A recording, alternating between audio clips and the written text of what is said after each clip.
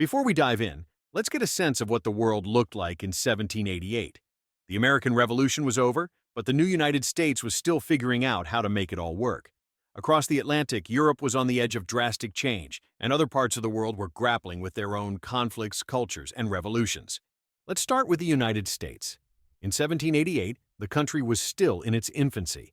The Constitution had been drafted, and it was now time for it to be ratified by the states. With debates raging in town halls and newspapers, the ratification was anything but a sure thing. In fact, some of the original 13 colonies were skeptical, but ultimately New Hampshire became the ninth state to ratify the Constitution in June 1788, making it official. This moment would lay the groundwork for the democratic government we know today.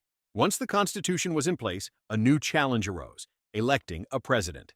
1788 set the stage for the first U.S. presidential election, and with George Washington as the likely candidate, there was no doubt about who would lead the charge. But what did it mean to have a republic where people had a say in their leadership? 1788 was a monumental year in the creation of the American Republic and would inspire future nations to embrace democratic principles. While America was preparing for its future, across the Atlantic, a storm was brewing in France. 1788 was also a key moment for the French Revolution. The French economy was in turmoil, the monarchy was facing mounting debts, and the people were growing more and more disillusioned.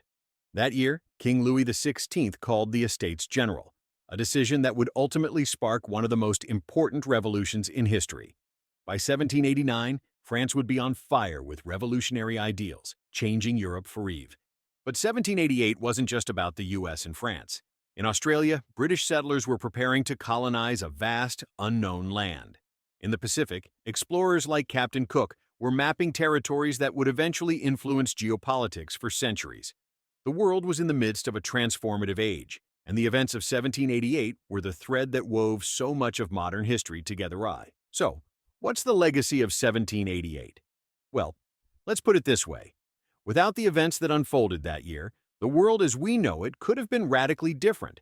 From shaping modern democracy to sparking revolutionary movements, 1788 set the stage for much of what came after. But it wasn't just about politics. It was about changing the way people thought, the way they governed, and how they viewed their role in society.